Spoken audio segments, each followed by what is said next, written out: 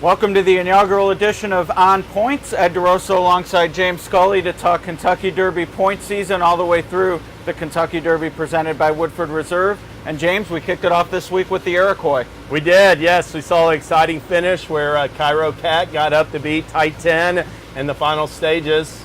And first of 35 races. Yeah, an exciting finish, an exciting start to the series. But if I'm being honest, not the two most exciting prospects on the road so far. No, they're not. A little bit of a concern about the competition. I will say Cairo Cat did run a lot faster than he did his maiden win, so he still has potential to go on, but he'll need to keep improving, you have to think, because Tight 10 really, thought, switching leads late in the stretch and coughing up that clear lead, looked like he might be more of like a one-turn type in my estimation. Yeah, this is definitely the time of the year where I don't want to say necessarily big performances, but definitely winning performances.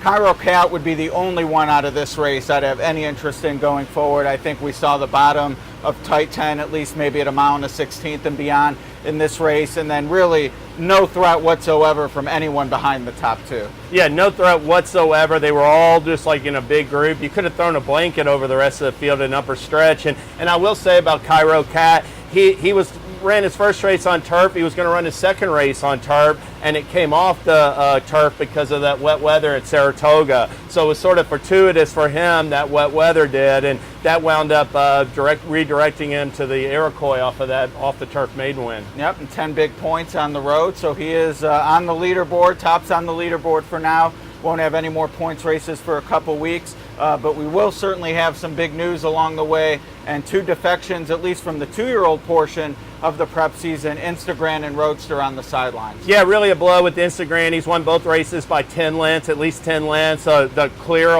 leader right now, and was looking forward to seeing him try 2 turns in the American Pharoah. Roadster, a really well-hyped horse Baffert has, and he was an impressive winner the first time out, and while he ran second the second time, still extremely promising. So that's really sort of a blow, because I think coming out of Saratoga and Del Mar, the California 2-year-olds are a little bit stronger. Yeah, they look good. Beginning of the Del Mar meet was all about Instagram and Roadster. Instagram did go on to win the Best Pal, skipped the Futurity, and now skipping the rest of the year.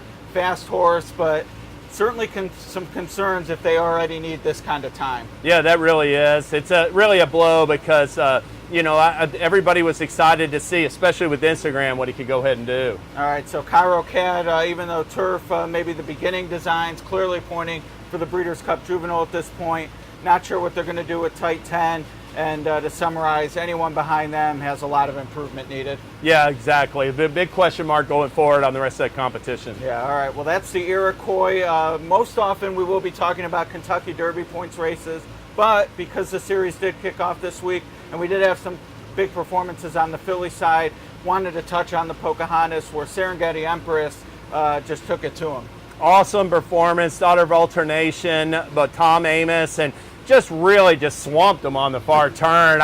The way she accelerates on turns and all 3 of her wins, she's like taken a short lead and turned it into like a tidal wave victory, and just crushed them, 18.5 lengths. It was awesome to watch. Yeah, she actually earned the fastest maiden figure at Indiana Grand this summer, and they had some decent performances. Rare Form for the Churchill Downs Racing Club was up there. Distant Shore was the Churchill Downs Racing Club horse up there, ran very well also for Amos, but she's looked spectacular in her Kentucky starts as well. What do you make of the Beyer-Brisnet discrepancy?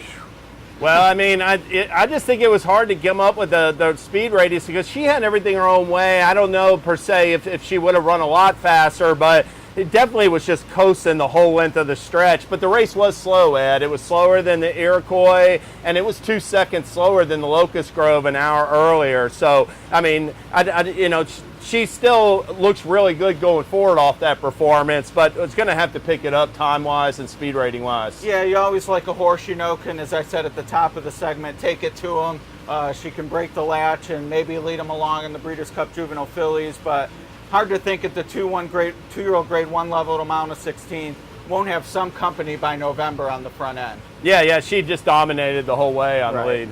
Yeah, well, maybe that performance slow to some. 1-2-year-old filly who was not slow was Covfefe, just dominant in her debut for Brad Cox. He had Monomoy Girl in last year's 2-year-old class, looks to have another big Oaks threat early on the trail this year. Awesome race by Covfefe. I mean, really professional. Won by 9. Looked like she could have won by even more.